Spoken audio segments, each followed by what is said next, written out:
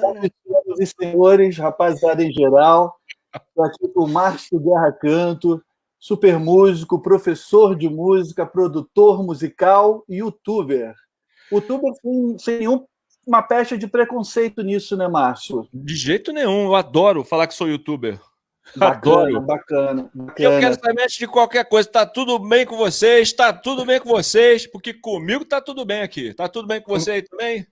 Comigo tá tudo bem também, sempre. Ainda mais batendo um papo com um cara bacana como você, tem que estar tudo bem. Tem que estar tudo bem. Márcio, você tem uma base já de assinantes ali, né, no seu canal, já passa de 1 milhão de inscritos e tal, que é um número super considerável, bacana. E ainda, eu aqui no meu espaço, eu tenho algumas pessoas que podem ainda não te conhecer. Daí eu vou puxar mais para esse lado agora, para te Sim. apresentar. Carioca, morando nos Estados Unidos desde quando? Eu vim no final de 2013, então considera 2014. 2013, Cheguei aqui 2014. no Natal, dia 24 de dezembro de 2013. Para quem quiser saber como o Márcio foi parar nos Estados Unidos, tem que acessar o canal dele ali, ouvir a história dele e da Kika, que eles contam essa história de forma muito bacana e vão saber tudo. Uma história em 7 capítulos. Em 7 capítulos. A nossa história dá um filme. A gente É. fez lá uma playlist, uma história com 7 capítulos, bem bacana. E dá, cara, dá um filme, é uma história de amor, né? Total. Márcio, então, assim, ó, conversando com o músico, eu quero perguntar para ele a sua formação musical. Quando você começou a se envolver com música, se dedicar à música? Cara, eu comecei. A música surgiu para mim, assim, foi tudo muito rápido. Eu tava jogando bola, e sabe, criança, eu queria ser jogador de futebol, aquelas coisas. Tava jogando bola e passou um amigo meu, porque nessa época você estudava música na escola municipal. E Uhum. passou um amigo meu com a flauta doce. Eu não me lembro exatamente o que aconteceu. Eu sei que na hora que eu ouvi aquele som, eu parei tudo que eu estava fazendo, eu fui atrás dele, eu queria que ele me mostrasse, eu quero tocar, me ensina a tocar uma música. Foi um negócio desesperador. Aí eu pedi para alguém me emprestar uma flauta. Falei, alguém tem uma flauta em casa? Eu quero uma flauta. Algum amigo meu tinha que ter uma flauta para eu poder tocar. Eu consegui uma flauta dentro do prédio, né? Com um amigo. Ah, vai no fulano do 200 e tal, que ele tem. Aí eu fui lá, peguei a flauta dele e no dia seguinte eu já estava tocando assim na rua, aquelas coisas, Asa Branca, tocando umas musiquinhas assim mais facinho, ficava andando na rua o dia inteiro, Escravo de Jó, o dia inteiro no meio da rua. Eu voltava da escola, eu ainda não fazia aula de música na escola, porque essa aula de música ela começava na 5ª série, eu estava na 4ª série.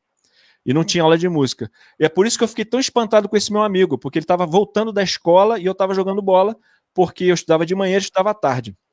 E quando ele chegou, eu vi aquela flauta, eu fiquei louco. Então eu estava doido para chegar o ano seguinte para eu estudar flauta na escola. Então quando eu cheguei na aula de flauta da escola, eu já estava tocando muito, assim, já era normal para mim tocar flauta, ler aqueles livrinhos para criança, né, com partitura. Então, eu já cheguei na escola de música assim, na escola, no ginásio, né? Já cheguei. Uhum. E aí a minha professora falou: por que você não vai estudar música no Vila Lobos, né? Foi a indicação da época. E aí eu cheguei para ela e falei assim: professor, é o seguinte, eu adoro música e eu estudo aqui nessa escola por obrigação. Eu não vou fazer por obrigação uma coisa que eu faço porque eu gosto. Com prazer. Ou seja, totalmente maluco, né? Eu falei, não vou para a escola de música para ter mais uma obrigação no meu dia a dia. Eu vou ficar aqui tocando minha flauta. Enfim, aí um dia essa minha professora chegou atrasada. Ah, eu esqueci de falar uma coisa. Isso é no Rio de Janeiro, na URCA. Anos Né? 70. Eu estudava na escola Minas Gerais. Essa escola Minas Gerais é em frente à Unirio, que é a Universidade de Música que tem ali na URCA. Isso. Então, a gente tinha o privilégio de fazer a nossa aula de música dentro da Unirio. Então, a gente não tinha aquela aula de música dentro da escola. A gente atravessava a rua, ia com a professora de música até a Unirio, passando por aqueles corredores, ouvindo oboé, piano, o pessoal da dança, o pessoal do balé, o tempo todo, violinos, violoncelos. Enquanto você está indo para a sua sala, você passava por tudo isso, né? Por toda essa Maravilha. formação de música. Então aquilo tudo mexeu muito com a minha cabeça.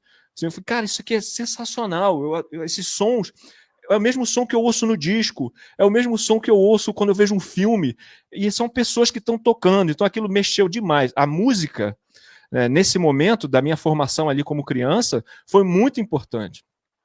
E eu falei, cara, isso aqui é o que eu gosto, é isso que eu quero fazer. Sim. E calhou de um dia a minha professora, ela se atrasar, e a gente foi para a sala, e aí na sala, enquanto a professora não chegava, ficava todo mundo sem fazer nada. Eu sentei no piano e comecei a puxar de todo mundo. Vamos aí, galera. Qual foi a aula que a gente fez? Qual é o dever de casa? Vamos tocar aí. Eu começava a tocar no piano pro pessoal ir acertando a flauta lá. Não, não é essa nota não, é essa aqui. Vamos lá de novo, todo mundo. Quando ela chegou na sala, ela me viu dando aula de música dentro da aula dela. E aí, mais uma vez... Quantos anos isso? Com quantos anos isso, Márcio? Com quantos anos isso? 8, 9? É por aí, eu não sei, eu não me lembro quantos anos era, mas era por aí. Então mas você começou na flauta doce, então, de ouvido, piano. Sim. Também. Foi, Uhum. Era assim, muito antes disso, quando eu era muito pequenininho, a gente ia na casa de uma pessoa que era da nossa família, e eu não me lembro também o que eu fazia nessa casa. Eu só sei que eu entrava na casa e a primeira coisa que eu pedia era para tocar piano. Então, assim, a gente ia para essa casa, mas eu não me lembro de interagir com as pessoas. Eu acho que eu entrava na casa, ia para o piano e ficava lá, tocando qualquer coisa, brincando, assim, nenhuma música de fato, mas eu ficava ouvindo os sons, assim, né, tentando organizar as coisas e tal. E toda vez que eu ia nessa casa, eu não lembro das pessoas, eu não lembro nada da casa, eu não me lembro dos cômodos da casa, eu só lembro do piano. Porque eu, muito pequeno, eu só fazia isso. Sim. Então, quando e era aquele piano de cauda ou aquele de armário? Não, piano de armário, aquele pianinho encostado na parede, assim. Sim. E aí, cara, depois disso, foi assim, depois que eu tive essa experiência com o piano também, né, de ficar ali dando aula e tal, e eu também não pensava que eu ia dar aula um dia, eu só fiz aquilo porque era a aula de música, a aula que eu mais gostava de fazer, e a professora estava atrasada e os alunos estavam lá à toa. Eu falei, não, eu vim aqui para fazer música, vamos acertar aí o dever de casa, e foi nessa situação. Mas aí eu continuei, depois veio o violão, né? E aí, bom, a história da flauta acaba no seguinte, eu comecei a ouvir uns discos que tinham flauta. E aí, a minha flauta, eu tocava a mesma música que eu estava ouvindo, mas era em outro tom, entendeu? Então, quando eu pegava o livrinho para ler, aquela flauta em dó maior, aquela coisa toda, estava escrito de um jeito. Aí eu tocava a música, eu ouvia a música e falava, cara, tá perfeito isso aqui, eu vou tocar junto com o disco. Aí quando eu botava o disco, era outro tom. E eu não sabia, eu falei, cara, eu tô tocando um negócio que tá certo. Quando eu boto junto fica ruim, aí que eu comecei a pensar nesse negócio de tonalidade. Comecei a achar a flauta um instrumento muito limitado, porque só fica um tom, então é muito limitado. Aí meu pai tinha um violão em casa. E aí foi no violão do meu pai que eu comecei a fazer a mesma coisa que eu fazia na flauta, tocar asa branca, aquelas coisas todas, melodia, só que ali eu tinha vários tons. Então eu ia procurando o tom junto com o disco, aí eu afinava o violão assim, eu botava um disco lá e esse disco aqui, esse primeiro acorde é Ré. Aí eu pegava e afinava o Ré do meu violão, esse aqui é o Ré, agora afinava o resto. E assim foi, e comecei a tocar violão assim. Que barato, que barato. Tudo sozinho, tu não tinha um professor para te ensinar as notas, a maneira e tal? Eu cheguei a ter uma aula com um professor, mas assim, ele chegou lá em casa para dar aula, o violão que eu tinha, eu não sei porque esse violão, eu acho que era do meu pai, mas ele estava com corda de aço, eu acho que eu troquei, botei corda de aço, eu não me lembro o que foi. Eu sei que na hora que ele foi afinar, ele arrebentou as 3 cordas do meu violão, na primeira aula. E aí eu fiquei, pô, tá bom, aí só tinha o dele, né? Sim. E o violão dele, ele tinha uma corda de nylon, aquela corda branca, era muito grossa, e aquilo machucava demais meus dedos. Então não foi uma experiência boa, não. Mas eu continuei atrás, eu via meus amigos tocando, o pessoal mais velho tocando assim na garagem, eu descia para olhar, eu ficava decorando os dedos, né, que eles colocavam. Aí um dia eu passei numa banca de jornal, eu vi que estava escrito lá, violão e guitarra. Você lembra dessa revistinha, Violão e Guitarra? Lembro. Comprei algumas. Eu não estou ouvindo você. Então, não, eu tô falando, comprei algumas. Eu conheço a violão e guitarra. Pois é, aí eu peguei essa violão e guitarra, comecei a abrir e comecei a devorar aquilo, cara. Direto, assim. Eu falei, caramba, que maneiro. Ah, esse aqui é o dedinho do ré, isso aqui tá. Aí ia lá, fazia e tal, e assim foi. Enfim, vou encurtar a história. Anos se passaram e eu estava no Clube Sírio-Libanês do Rio de Janeiro. E eu tocava violão na escola, né, assim, na rua, né? Acabava a aula, eu tocava violão na rua, tocava violão no clube. E um amigo meu que já era músico profissional, ele chegava do trabalho e ele entrava no clube e via que eu estava tocando. Aí, esse cara chegou para mim e falou assim um dia, que aí começa a minha história com a Kika, minha esposa. Aí tem que ver Sim. lá, né, Isso aí, playlist da lá no nossa história. canal. Então, acontece o seguinte, anos se passaram, eu não fui estudar música na escola, e esse ano é 1987. Em 1987, eu estava indo viajar, esse meu amigo me chama pelo telefone, aquele telefone discado, dentro de casa, eu estava na porta do elevador e o telefone dentro de casa tocando. Eu falei, caramba, não vou atender, vou embora. Aí o elevador demorou, o telefone ficou tocando, eu vi que a pessoa estava insistindo tanto que eu achei que era algo importante mesmo. Sim. Aí eu fui atender o telefone, esse meu amigo falou o seguinte, Márcio, o baixista da minha banda amarelou, ele tá com medo de tocar e ele saiu da banda. O show é sexta-feira que vem. Quer tocar com a gente? Eu falei, pô, mas eu não sei nem tocar baixo. Ele falou, sabe sim, cara, eu já vi você tocando violão, você sabe sim. Eu falei, cara, mas eu nem tenho baixo, não tem problema, a gente arruma um baixo. O cara me convenceu de todo jeito que eu tinha que tocar naquela banda. Tá bom, então vou fazer o seguinte, eu vou viajar agora, quando eu voltar segunda-feira a gente começa. Ele, não, a gente vai ensaiar agora, desmarca a viagem aí e tal. Quer dizer, uma viagem que eu estava esperando, enfim, tudo combinado com a galera. Tudo planejado. O cara conseguiu me convencer. Falou, Márcio, eu vou passar aí na tua casa agora. Ele fez de tudo para eu não desistir. Eu vou passar aí na tua casa agora, pega teu violão e vamos lá para casa, e lá tem a minha guitarra e você vai aprender as músicas agora. E era aquele repertório dos anos 80, The Police, música dos Paralamas, enfim, aquela galera lá. Aí eu, tá bom, fui. E realmente rolou, assim, esse primeiro ensaio da gente lá, eu e ele só, estudando ali, eu decorando pedaço por pedaço de cada música, fazendo minhas anotações e tal, isso tudo sem ler música, assim, eu sabia ler aquelas cifras lá, ele da botava revista. Lá o ré, não sei o quê, mas pro baixo isso não adiantava nada. O conselho que ele me deu é aquele conselho que muita gente acha que o baixista toca assim, ele falou, por exemplo, aqui, ó, tá vendo que aqui é um ré maior? Toca só o ré. É assim que todo baixista começa. Tá vendo aqui onde tá o sol? Toca só o sol. Só uma nota. É isso. Simplifica. Aí eu vi que não era isso. Tinha umas linhas de baixo e tal. Paralamas, inclusive, né? Meu erro, tem uma linha de baixo bem bacana. Enfim, fui aprendendo. E em uma semana, foram na verdade 3 ou 4 ensaios que a gente teve, veio o primeiro show. E foi nesse primeiro show que eu conheci a Kika, minha esposa. Que loucura. Olha só. E foi aí. A história tem que ver lá no teu canal, que é super bacana, que é muito boa. Então, a minha estreia na música, tocando com banda, também foi o dia que eu conheci a Kika. E a gente tá casado até hoje. Quer dizer, a gente não casou naquela época. Sim, sim. Tá junto até hoje. Bacana. E tu entrou, foi uma prova de fogo, né? Que bom que você tinha esse dom do ouvido musical, né? Já tinha essa tendência à música e um bom ouvido. Isso te facilitou de certo. Eu também era muito curioso, cara. Eu não deixava para depois. Eu era muito curioso, eu queria saber, não, essa linha de baixo eu tenho que tirar. Ia ali catando meu milho, dava meu jeito. Eu tenho que aprender isso aqui, não vou sossegar enquanto isso aqui não ficar bom. Enquanto eu não conseguir tocar isso aqui sem olhar nada, eu não vou estar satisfeito. Então, não sossegava, né? Rolou, o show foi bom, foi bacana, foi bem bacana. Todo calcado nesse repertório ali dos anos 80, então você também já tinha familiaridade, né, com os tipos de som, né? Isso também acho que facilita um pouco. Sim, claro. Uhum. Você já tem aquela ideia ali e tal, aquela memória musical para aquilo ali. Memória musical que você sempre fala, né? Você já está acostumado com aquela música, né? Hoje, nos teus, você começou os cursos ainda de canto, né? Ainda no Rio ou foi através do YouTube quando você foi para os Estados Unidos? Qual curso você está falando? O curso de canto. Esse agora que eu estou fazendo? Não, o que já tem ali. Você tem já um curso há muitos anos, Sim. né, de canto. Não, esse curso ele tem pouco tempo. Eu terminei, eu montei ele em 2019. Ah, tá. Eu nem tinha ideia de fazer esse curso.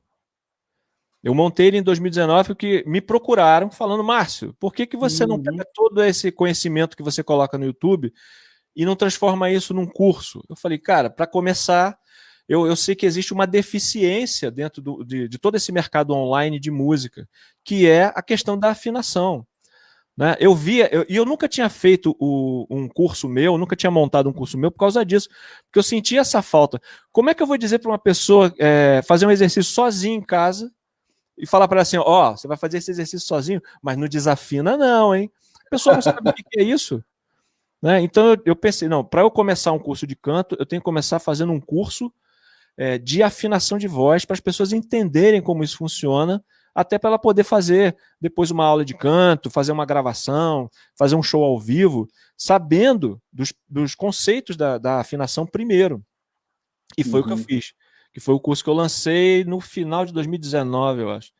Eu tinha, desculpa a informação, eu tinha para mim que o curso era mais antigo, então foi 2019 que você desenvolveu. O primeiro curso online que eu fiz foi esse. Uhum. E é um método diferenciado, né, Márcio?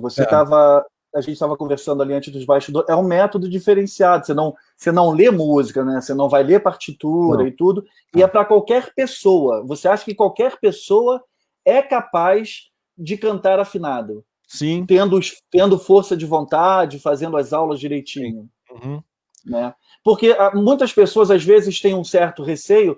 Por exemplo, você tem um ouvido musical, né? Eu tenho 2 sobrinhos, até minha irmã ali participou falando, né? Eu tenho um músico em casa que começou aos 5 anos a tocar piano, a minha irmã está lá no Rio. De ouvido. Uhum. E também o filho mais velho, o Caio. O ouvido musical faz muita diferença para a música. Você ter um bom ouvido musical. No caso, vou pegar eu como exemplo, né? Eu não me considero com um bom ouvido musical, me corrija se eu estiver errado, porque eu não sei quando eu semitono. Quando eu estou desafinado, eu até percebo. Mas é exatamente esse o exercício.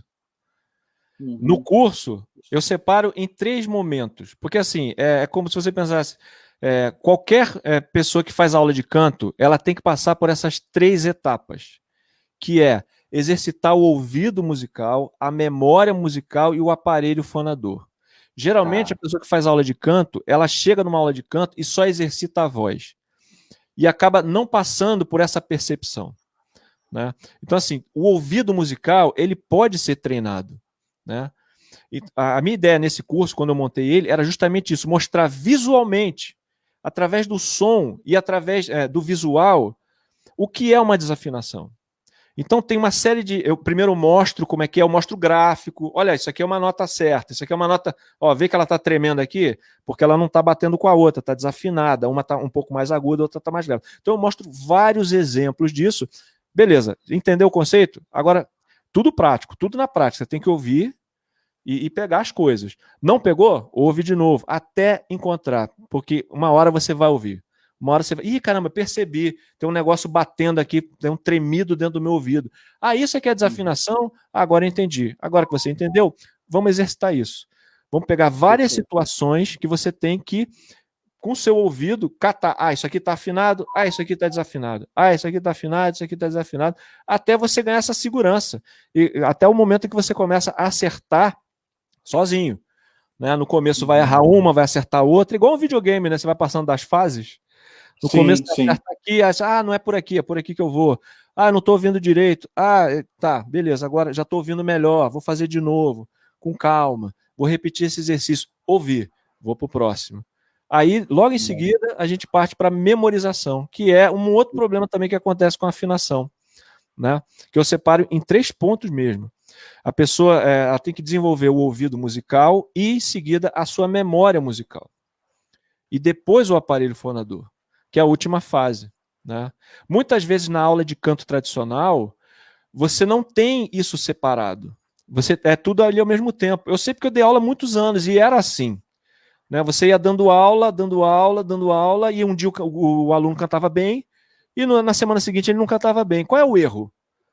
Entendeu? E eu não conseguia achar. Por que hoje ele fez bem a aula e na semana seguinte ele não fez bem a aula? O que está errado? A aula é a mesma, o que aconteceu? Aí eu fui estudando, procurando livros, pesquisando. Aí eu comecei a perceber esses 3 momentos da pessoa ouvir, dela memorizar e reproduzir as notas. Então, por exemplo, um aluno meu que faz um exercício agora, ele fez, acertou, tá tudo afinado. Aí logo em seguida eu faço o mesmo exercício de novo, ele não afina, é a memória. Entendi. Então, eu preciso direcionar a aula dele para exercícios de memória. Ele acertou ali na sorte? Não, ele fez certo. Mas logo em seguida ele esqueceu, porque a informação se perde. A memória é muito abstrata. Então, ele não conseguiu se segurar em nada. E uma das coisas que eu faço nesse curso é justamente fazer você se segurar na memória. Eu crio situações que você está ouvindo uma coisa e tem que fazer outra. E nessa hora, se você não tem a memória para te segurar, para te ajudar, você se perde. E muita gente se perde nisso. Por exemplo, aquela pessoa que canta, ela vai cantando, tá tudo certo. De repente ela começa a subir o tom e viaja. Entendeu? Por que ela perdeu a base dela? Porque o ouvido dela traiu. Ela estava indo num caminho, de repente ela viajou. Ela começou a ouvir, no meio da harmonia, um outro caminho, e ela foi nesse caminho, e ninguém segura. Quando você sai assim do chão, ninguém te segura. Você vai embora e vai ficando aguda, e não volta mais. Já é. E se perde, perde. Ó, a Arislane está falando ali que ela queria esse professor para os meus filhos. Não queria mais, Arislane. Arislane, tem curso, Arislane. Depois eu vou passar o link do canal do Márcio ali, é bem bacana. Existe também um problema, ainda falando na questão da afinação, que eu acho que eu tenho esse problema, é a sustentação da nota. Eu canto a frase ali no tom, mas no final eu não atinjo, eu fico meio tom abaixo, ou subo, mas geralmente eu fico abaixo, né? Não consigo atingir a nota. Mesma coisa, né? Exercício, treinando, fazendo exercício, que ocorre, né? A pessoa está ali na frase correta e não consegue sustentar a nota, né?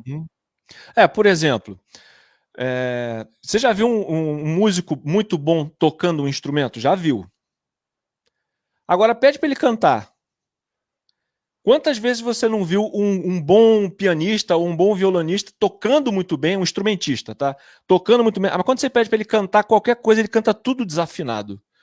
Ou a voz dele é imprecisa, ele canta para dentro e tal. Isso então, ocorre por cara, o músico instrumentista, ele exercitou o ouvido musical, exercitou a memória musical, mas não exercitou o aparelho fonador. Entendi. Ele exercitou um outro caminho, ele tem um outro canal por onde ele se expressa na música. Então ele passa essa expressão para a mão, para os músculos da mão, né? Ele ganha agilidade na mão, ele treina os músculos da mão e não os músculos da laringe. Por isso que ele tem um ouvido muito bom, uma memória muito boa, porque ele é um músico instrumentista muito bom, mas na hora que ele vai executar usando o aparelho fonador, ele não consegue, ele desafina, porque ele não exercitou essa terceira parte. Tudo é disciplina, né, Márcio? Não tem caminho fácil. Disciplina, fazer exercício, se dedicar. Claro. Bacana. Então, deixa eu te perguntar. Eu fiz minha confusão, porque eu acompanho, eu gosto muito dos teus vídeos, reagindo e tudo, e você tem um humor próprio para falar isso e sempre com muito respeito aos artistas. Tanto aos artistas quanto aos anônimos. Isso é muito bacana. Né? Não precisa crescer porque na desgraça dos outros, como se diz. Eu acho isso também. É muito bom. E aí eu tinha na minha cabeça que já fazia mais tempo que você tinha esse curso, mas é desde 19, então. Não, é porque assim, eu dou aula no Brasil, né? Eu comecei a dar aula no Brasil com 19 anos, né? Em 89. Eu comecei a dar aula, entendeu? E foi tudo muito rápido. Você vê, em 87 eu fiz o meu primeiro show. Em 89 eu estava dando aula. Foi tudo.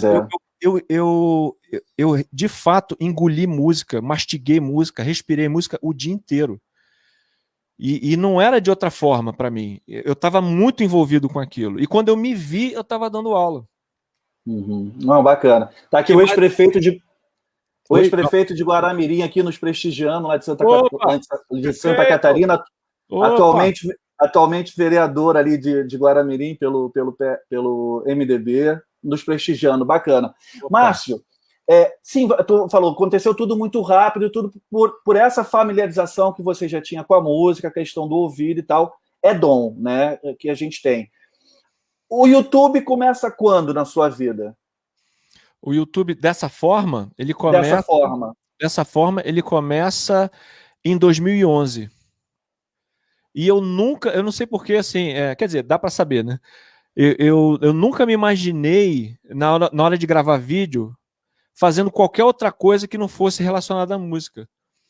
Eu sei que eu sempre tive uma vontade muito grande de gravar vídeo, eu sempre fui envolvido com audiovisual. Sempre, minha paixão. Eu fui estudar teatro, então assim, eu sempre tive envolvido, eu estudei na Cal. Você conhece a Cal do Rio de Janeiro? Conheço. Então, eu fiz tablado. Fiz tablado? Eu cheguei a fazer tablado também. Aí depois eu fui para a Cal. O bom da Cal é que a Cal é profissionalizante, o tablado não era, né? Mas os dois são muito bons como curso. Sim, exatamente. Aí, então assim, eu sempre tive envolvido com audiovisual. Mas eu nunca me imaginei fazendo outra coisa que não fosse algum vídeo. Toda vez que ligava a câmera para eu fazer alguma coisa, vou fazer alguma coisa no meu canal, era relacionado à música. Sempre foi assim. Uhum. Ou era aula de bateria, aula de percussão de escola de samba, enfim, qualquer coisa eu falava. Porque para mim o conteúdo que valia a pena eu fazer era um conteúdo educativo, sempre foi. Sempre foi. Uhum. E antes disso, o meu treinamento com câmera, o meu treinamento com vídeos do YouTube, era apresentando shows da cidade. Né? Por exemplo, não existe mais esse vídeo no YouTube, eu perdi os arquivos originais, mas era assim, eu abria igual um programa da MTV, e eu falava, me apresentava e tal, dia 27 nós teremos um show do Lobão no Circo Voador, é o lançamento do livro dele, e eu vou estar lá para conferir. Aí, entendeu? Fazia esses links e tal, essa coisa toda. Bacana. Eu sempre me imaginei ou apresentando um programa ou fazendo alguma coisa relacionada à música dentro do YouTube. Eu sempre imaginei que ia ser esse o caminho. Sim. Indo para os Estados Unidos em 2013, você manteve o canal, né? Sim. E diversificou o conteúdo, no caso. Porque o que rolou foi o seguinte, eu precisava... eu já fazia vídeos de música, né, de aula, né, vídeos educativos, aula de canto e tudo mais, e o comentário geral sempre foi: Márcio, seu conteúdo é excelente, a sua imagem é muito boa. Eu sempre pensei nisso, em ter uma boa imagem, né, ter uma câmera legal, um som bacana. Tudo no seu canal é incrível, eu não entendo como o seu canal é tão pequeno. Eu não entendo por que o seu canal não cresce. E eu realmente ficava com aquele negócio, cara, todo mundo elogia meu trabalho e eu já estou feliz com isso, porque assim, a quantidade de pessoas que elogiam o meu canal, naquela época, que tinha, sei lá, 10 mil inscritos, 20 mil, uma coisa assim, eu falava, cara, realmente é muito legal, mas eu preciso virar essa chave. Porque eu faço esse conteúdo, eu gosto muito de falar sobre música, eu gosto muito do que eu faço, mas as pessoas elogiam, então tá faltando alguma coisa para o canal crescer ao ponto de eu ter esse canal de fato como uma fonte de renda. Sim. E foi nessa hora que eu comecei a fazer o que eu fazia na minha aula de canto no Brasil. Lá no meu estúdio, lá na Praia de Botafogo. Você conhece esse lugar? Praia de Botafogo, 324, loja 10? Era o estúdio Freezer, que tinha na Praia de Botafogo. Chegou a conhecer? Isso em 89 que você falou? 88, 89? Não, isso aí é outra história. Isso aí eu dava aula numa escola de música. Ah, tá. Não. Aí você já está falando do seu estúdio próprio. Falando do meu estúdio. Já em 2008. Já é outra história. Não, eu já estava fora do Rio desde 94. Uhum. Então, tinha esse estúdio, estúdio Freezer, que ele foi vendido e eu consegui comprar. Então eu comprei o estúdio já pronto. E lá eu dava minhas aulas e tinha aula de piano, aula de violão, aula de teclado, aula de bateria. Né? Eu montei uma escola de música e um estúdio para gravar meus vídeos. E lá, quando eu dava aula, chegava assim 15 minutos antes de terminar a aula, em vez de eu passar um exercício novo, alguma coisa, eu sentava com o meu aluno em frente ao computador, ligava o computador, botava no YouTube e mostrava. Tá vendo esse cara aqui? Olha só a nota que ele faz. Tá vendo essa voz aqui, essa moça aqui? Olha só, olha a nota que ela tá fazendo. Aquilo que eu te falei na aula de passagem de voz é isso aqui. Sim. Aí a pessoa via o exemplo ali. Via na hora ali. Ah, esse som que tem. Então, essa nota aí que você tem que fazer. Nesse tom, nessa altura, porque encaixa na sua voz. E olha como é que ele faz. Olha como é que ele respira. Então, o que eu fiz foi trazer isso para dentro do YouTube. A mesma aula que eu fazia com o meu aluno, né, tinha a parte didática e tinha a parte do entretenimento. A parte do entretenimento é que estava faltando. Foi ali que eu virei a chave, entendeu? Na hora que eu misturei, que era o que você estava falando, na hora que eu misturei a aula de canto com um negócio divertido, com uma brincadeira, com uma voz, e com exemplos, né? Mostrar pessoas cantando de fato quando elas acertam e quando elas erram. Foi deu super certo, né, Márcio? Foi nessa hora. Foi a conta. Não, que bacana, que bacana. Eu vou entrar num outro assunto assim que eu acho que é bem interessante, principalmente quem está começando quem está começando a querer montar um canal no YouTube e tudo. Eu acho que você encontra certa dificuldade em falar de música no YouTube. Sim. Eu queria que você falasse um pouco disso, pela questão dos direitos autorais, que a editora, que é detentora daquela música, né? Sim. Tipo, pede tem a questão do copyright, aí você não consegue monetizar o vídeo e tal. Conta um pouco dessa tua experiência e se você acha que tem uma saída para isso. Sim. Porque eu também adoraria falar mais de música no meu canal, por exemplo. É assim, a questão hoje que acontece é que o YouTube funciona... isso não é uma regra do YouTube, não, tá? Mas o YouTube fornece essa ferramenta que todo vídeo hoje ele pode ser rastreado dentro do YouTube por um robô, a gente chama de robô, que é o Content ID. Né? Esse Content ID ele cataloga todas as músicas que estão dentro do YouTube, todo o conteúdo que está dentro do YouTube. E se alguém pega aquele vídeo, ou se alguém pega aquela música e coloca em um outro vídeo, ele detecta. Entendi. Até aí tudo bem, não vejo problema nenhum. O problema é, se eu faço um vídeo, por exemplo, a gente está aqui conversando, a gente faz aqui uma live de 1 hora, tá? A gente fez uma live de 1 hora. No final dessa live, apareceu aqui um carro, passou na rua, tocando uma música comercial, por exemplo, na rádio. Se o meu microfone pega essa música e essa música é detectada dentro da nossa live de 1 hora pelo robô do YouTube, a gente perde toda a monetização do vídeo para essa música. Para mim, aí que está o erro, entendeu? Sim. Eu acho que existe o direito autoral, a lei existe, e cada país tem a sua, ela tem que ser cumprida. O YouTube criou uma ferramenta para que isso aconteça, né, para poder detectar direito autoral, tá tudo certo. Eu só acho que, no momento em que você usa música no seu vídeo, tem que ser compartilhado. A monetização precisa ser compartilhada. Porque da mesma maneira que eu estou fazendo o meu conteúdo, a música também pertence a alguém e essa pessoa precisa receber. Mas eu estou fazendo um conteúdo, às vezes trazendo uma música que pouca gente conhece, às vezes trazendo até um artista muito conhecido, mas o compositor da música não é. Então, quando a gente cria toda essa cadeia, todo mundo recebe. Agora, se eu boto no meu canal um vídeo que tem uma música de um cantor conhecido, mas o compositor não é, e essa minha música recebe um copyright, eu tiro a música, eu tiro fora. E aí ninguém recebe, só eu recebo. Entendeu? Então, acontece muito isso no YouTube, da gente ficar ali cortando para não receber aviso de direito autoral. Como você falou, né? Eu acho que o chegar a esse acordo de dividir, né, a questão da monetização, eu acho que seria o mais justo, porque você funciona muito como um divulgador do trabalho. Imagina, um canal como o seu, com mais de 1 milhão de inscritos, muitas vezes você faz a reação de um vídeo de um anônimo mesmo, que está cantando uma música de um artista, mas essa música não é muito conhecida e tal, você está divulgando o artista, né, que esse anônimo está cantando e tudo.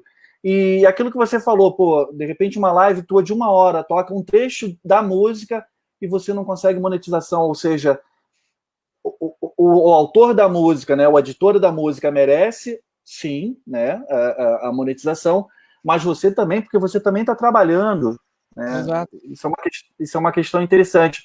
Você já chegou a trocar ideia com outros produtores de conteúdo aqui no YouTube que falam de música sobre isso. Eles têm... Não sei se você já chegou a trocar alguma figurinha com outras pessoas, se eles também Não, compartilham da mesma ideia e tudo. assim, alguns compartilham da mesma ideia, outros não falam nada, mas eu nunca conversei diretamente assim com eles. Eu já recebi algumas respostas, inclusive respostas em vídeo, né?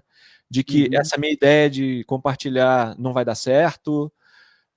Enfim, as pessoas até têm um pouco de receio de falar sobre copyright, porque elas podem até sofrer no canal delas também, né? Sim, sim.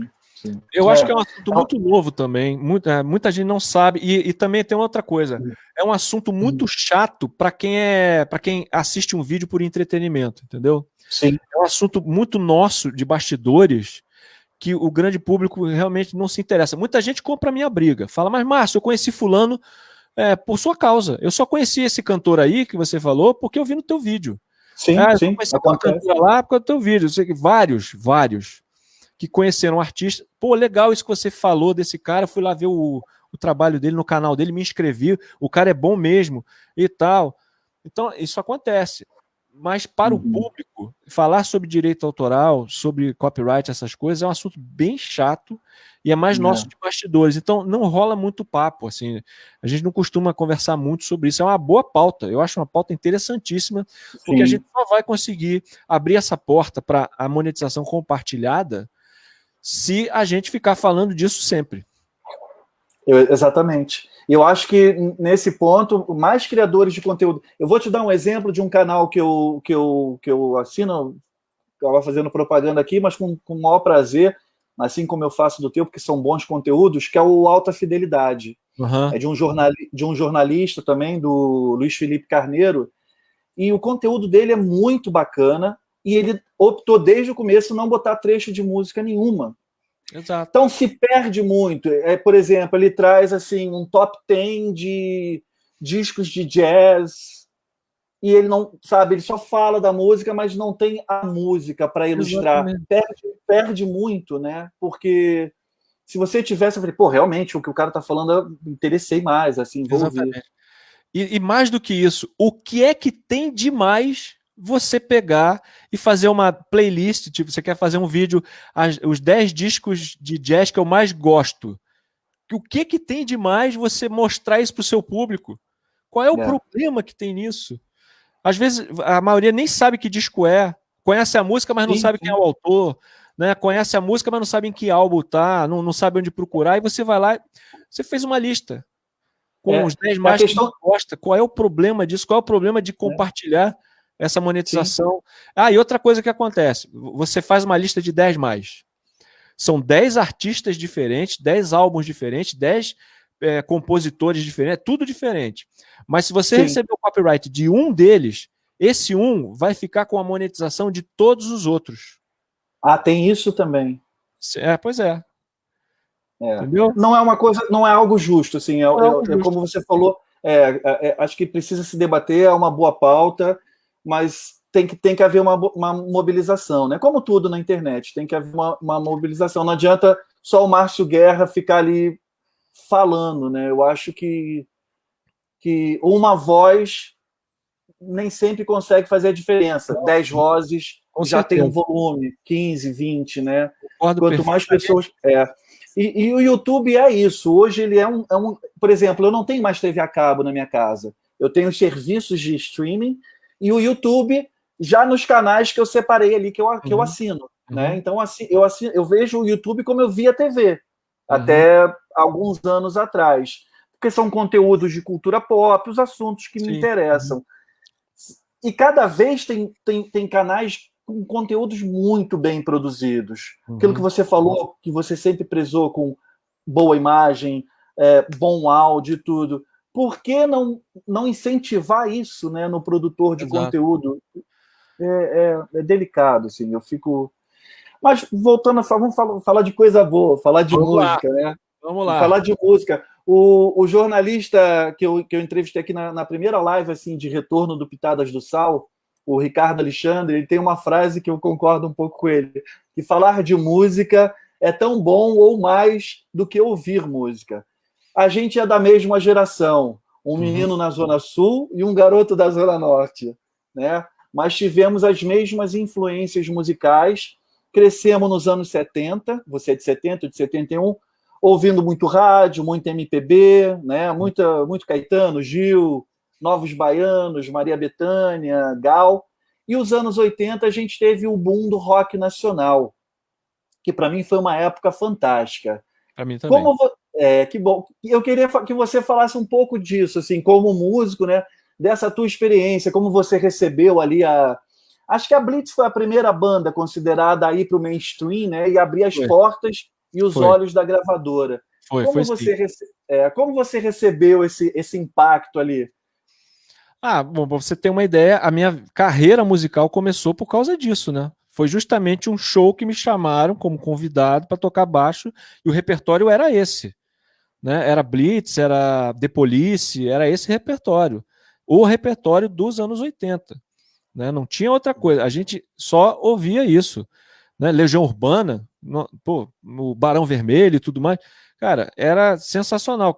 A gente juntava assim, eu me lembro que quando saiu o disco que tem Faroeste Caboclo, pra você ter ideia, era assim, um amigo nosso tinha o disco e a gente marcava reunião.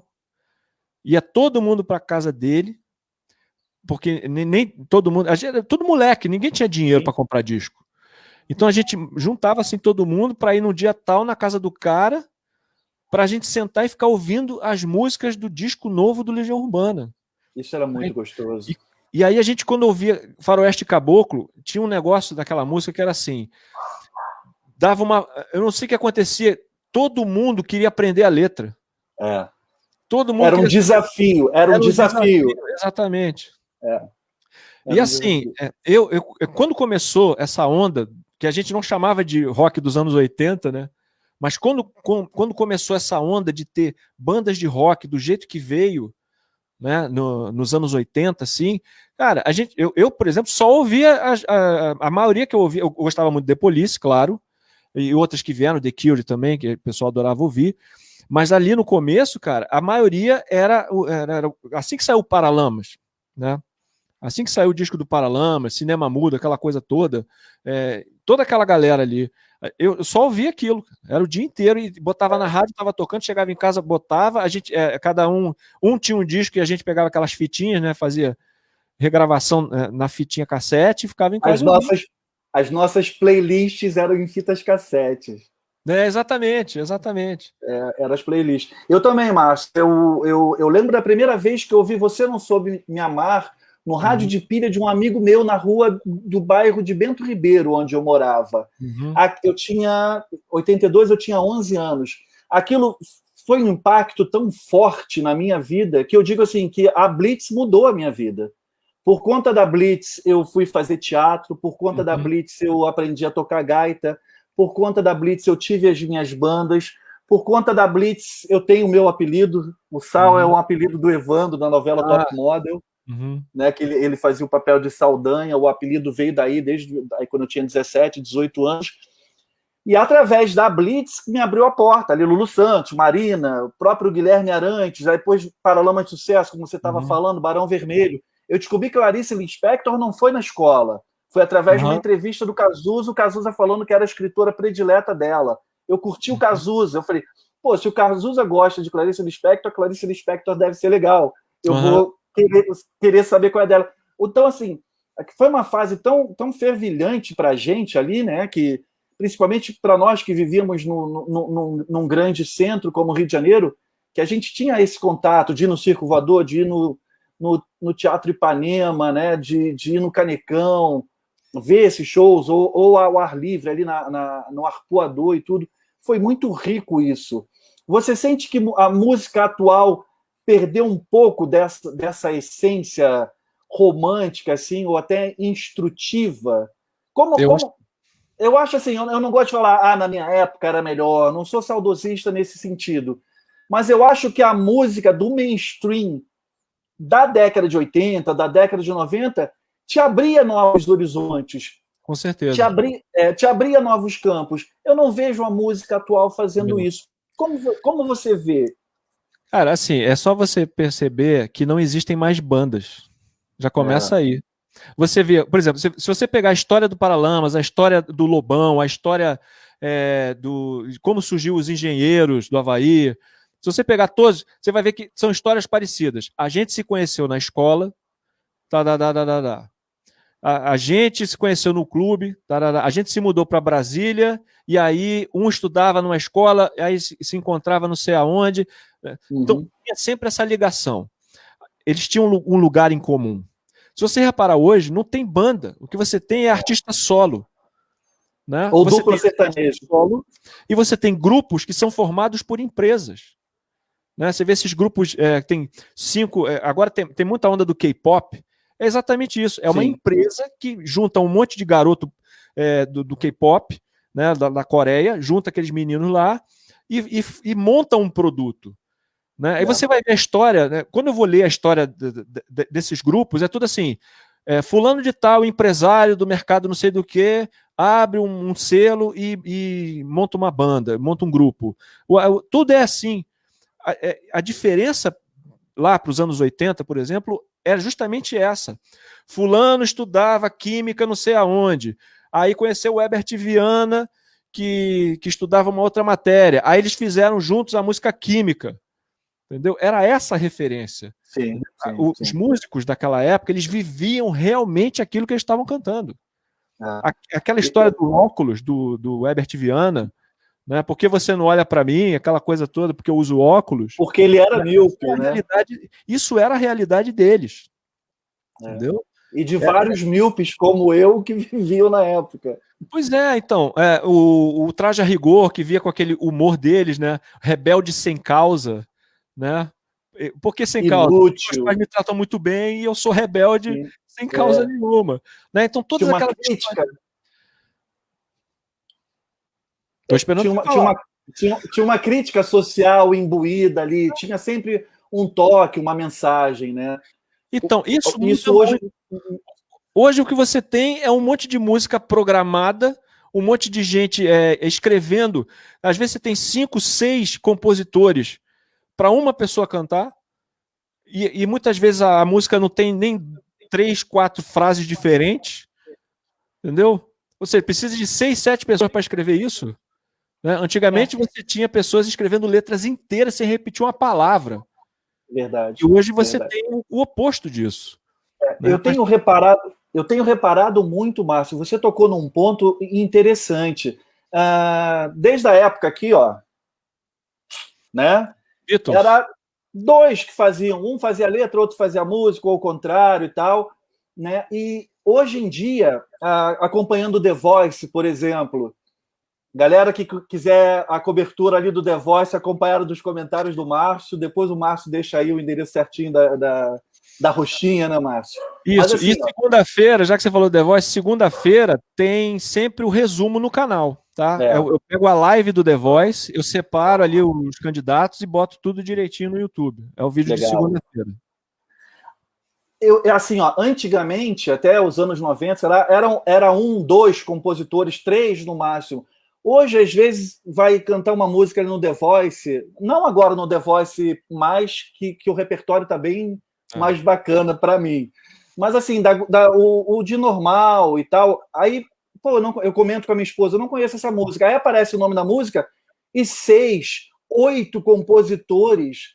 É uma coisa que eu nunca tinha visto na minha vida. Exato. Isso lá na gringa também, não é só no Brasil, né? Não, isso aí é mundial. Isso é mundial. Na gringa também. É muito estranho, você vê a parada mais mesmo como uma indústria, né? Total. Mas é isso que quebra a arte. É aí que está a diferença. O artesanal, a gente está falando do artesanal, da coisa feita de forma natural. O mercado hoje, ele é industrial. Né? E antes, o que acontecia? Eles estavam tentando transformar aquilo que era artesanal em industrial. E por isso que muita gente parou no meio do caminho, por isso que muita gente saiu da música, por isso que muitas bandas o pessoal se dissolveu, brigou por causa disso. Porque era um produto artesanal, feito ali na mão, diariamente, e que as gravadoras queriam transformar aquilo artesanal em algo industrial. Pois é. O artista mesmo, de fato, ele não concorda com isso. Ele não se dá bem com essa falta de naturalidade para fazer as coisas. E foi o que aconteceu. Né? E hoje a gente vê o caminho inverso. Hoje a gente vê que o mais difícil é você ter algo natural. É você ter algo artesanal, porque as músicas elas saem das cabeças das pessoas já pensando no que vai ser o produto no final da gravadora. Ah, porque eu não vou usar essa palavra, porque essa palavra aqui está em alta. Então, a música já é feita assim, entendeu? Isso perde um pouco, né, da essência do que é fazer música. Exatamente. A música não é feita por necessidade de pôr para fora um sentimento. Entendeu? E aí, essa questão de ter um monte de gente, é porque acontece assim, você chega lá no estúdio, aí tem o produtor, tem não sei quem, tem não sei o que lá, tem um monte de gente lá. Aí, cada um dá um pitaco do negócio. Ó, bota aí, tô na música, bota aí meu nome. E assim vai, cara. Quando você vai ver uma música, que é o que você viu, você vai ler, cara, são 6, 7 compositores para uma música de 3 minutos, que a letra, né? A letra você vai ver, hoje em dia tudo sentar, quicar, levantar, sentar, quicar. Precisa de 6 pessoas para escrever. Levantar, quicar. Exatamente isso. Você tocou num ponto-chave. Renato Russo fez Faroeste Caboclo sozinho. Exato. Não, e também, antes disso, já vinha Eduardo e Mônica. Humberto fez Infinita Highway sozinho. Exatamente. Aí você vai ver, Ainda é Cedo Amor. Mal começastes a conhecer a vida. Aí você vai ver quem escreveu Cartola. Um cara do morro. Né? Você não vê lá Cartola, fulano. Não. Porque justamente essa quantidade de gente pensando na sua obra, ao mesmo tempo que você, como é que você vai colocar a sua vivência, como é que você vai colocar a sua experiência de vida numa música, se tem várias experiências de vida de outras pessoas interferindo naquilo, que às vezes você nem concorda. Né? Como é que você vai criar uma poesia dessa forma? Não é mais a tua voz que está ali, né? Não é mais a tua digital. Não, acabou, se perdeu. É a ideia de todo mundo, é uma ideia de coletivo. E é por isso que se dissolve. Né? E é por isso que não tem banda mais. Entendeu? Eu percebi isso assim. Eu comecei a ver os prêmios MTV, essas coisas. Aí eu ia lá e via assim, cara, prêmio MTV. Pô, U2, prêmio MTV. Aí no Brasil, a Skank, prêmio MTV, não sei o quê. Prêmio MTV, Engenheiros da Havaí, não sei o quê, blá blá. Você vai ver hoje, cara, os prêmios todos são solo. Você vai ver o prêmio MTV, não tem uma banda, é tudo solo. Você vai ver o cantor, a cantora, o grupo, né? Esses grupos de dançarinos, cantores, né? Tipo o Menudo da nossa época lá, né? Sim. Boy band, né? Boy band. São feitos pela indústria. São artistas solo porque é muito mais fácil você controlar uma pessoa só. Sim. E é justamente o contra rock and roll total, porque rock and roll é justamente você não aceitar as coisas de graça, não. Você vai questionar. O rock é questionamento o tempo todo. Contestação. Total. Como é que você vai segurar uma banda de 5 caras, cada um com a sua cabeça, que o que mantém eles juntos é justamente essa diferença de ideia. Como é que você vai segurar esses caras muito tempo se cada um pensa uma coisa diferente, sendo que um não acha que o mercado industrial, né, fazer música igual fazer queijo, é isso que importa, é isso que interessa, é botar na linha de produção e fazer biscoito. Música não é isso.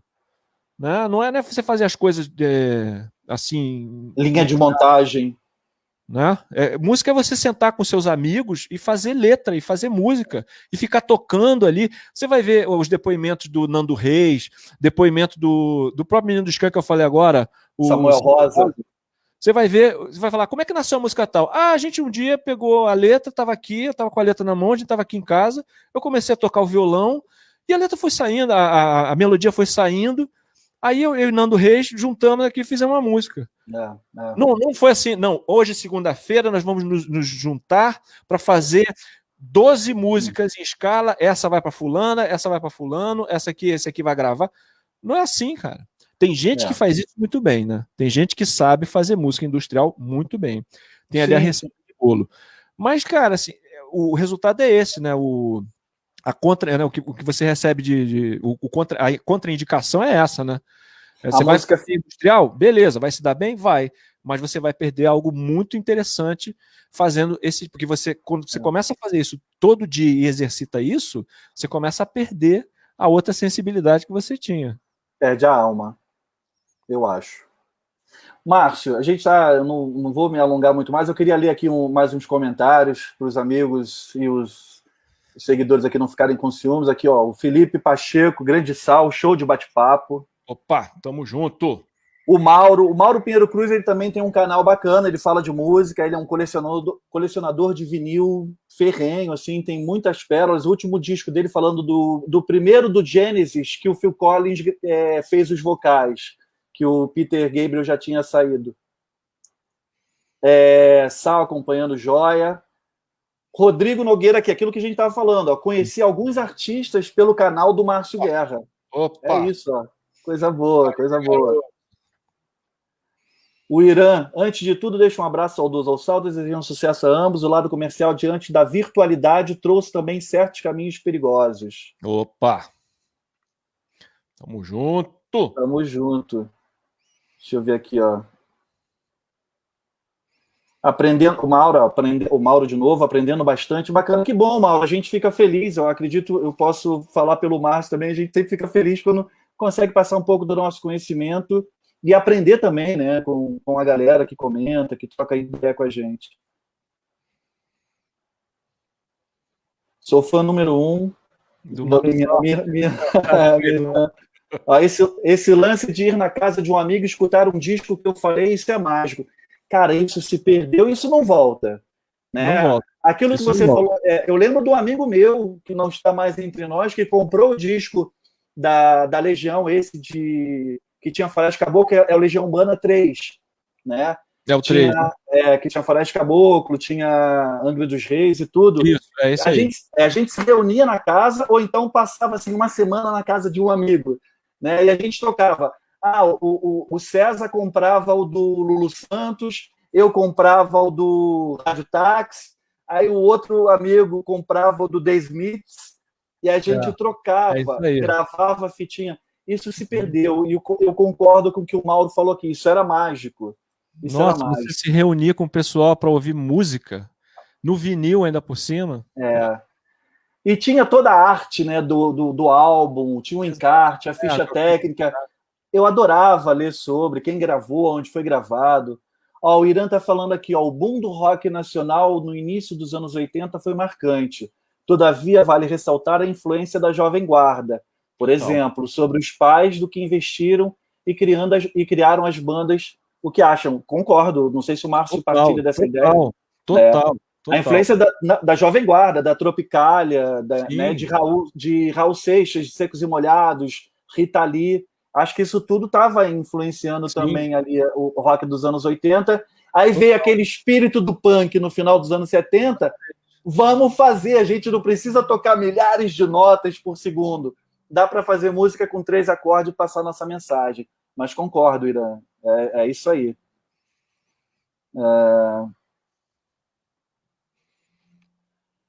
Márcio Guerra, o Ponte era lá em casa. Minha irmã falando ali que os amigos vinham, se reuniam e tudo, Darlan, César, Fábio, e ela dublava a voz da Fernandinha da Blitz.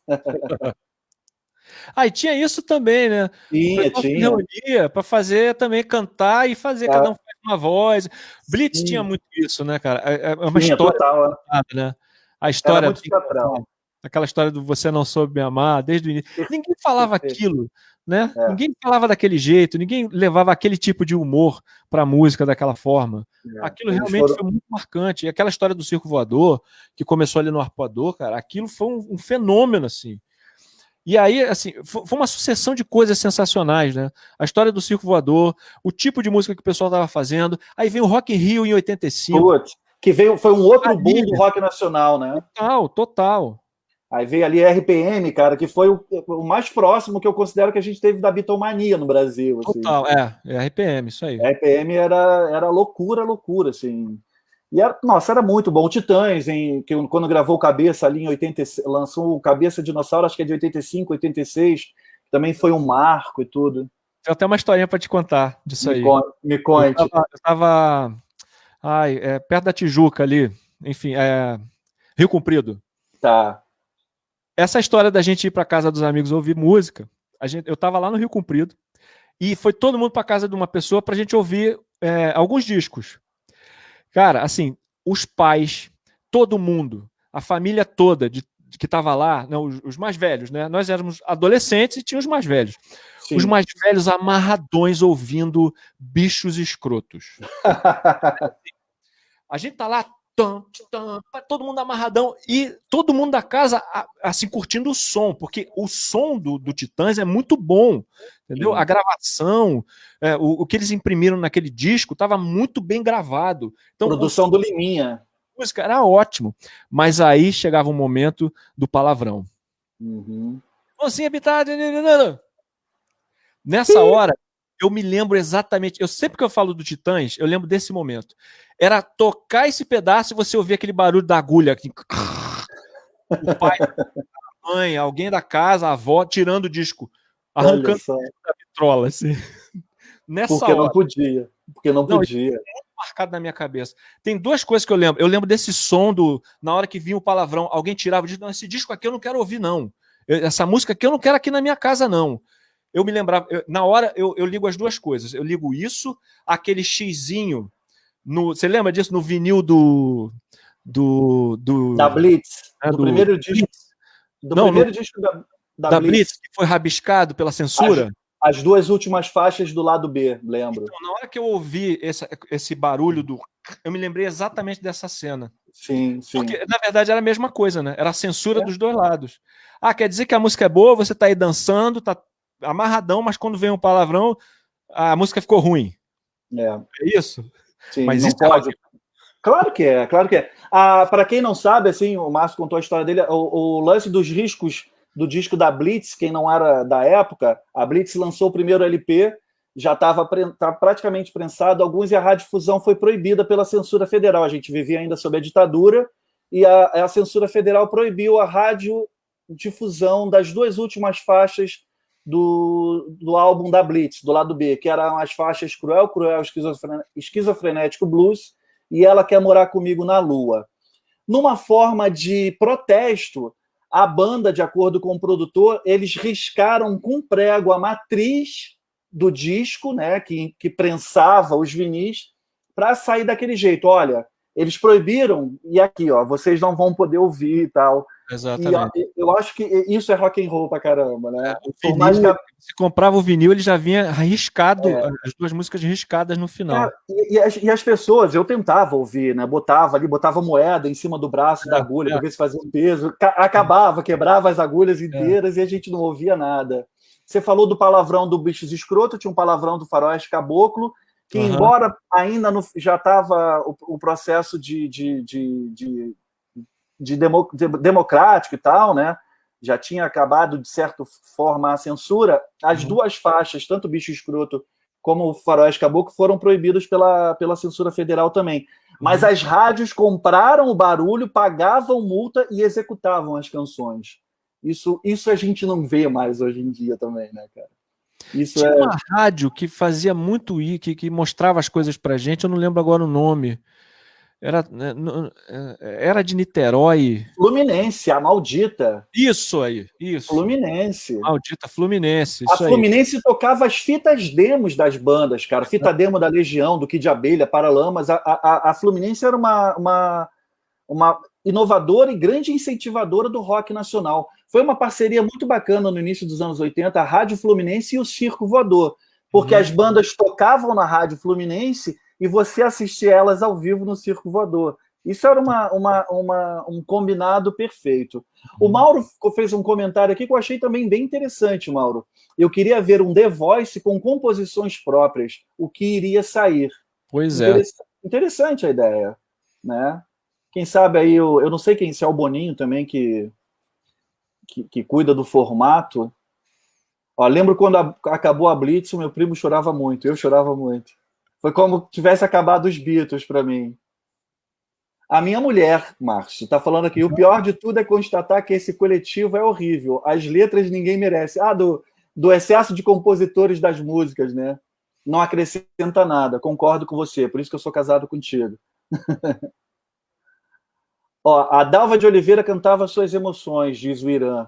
Uhum. Jair Amorim e Evaldo Gouveia compunham o dia a dia. O jazz, desprezado e desconhecido na cultura musical brasileira, poderia ser um caminho. Sim. Porque o jazz é uma música universal, né? Uhum. Você vai... A bossa nova tem muito de jazz, né? Total, total.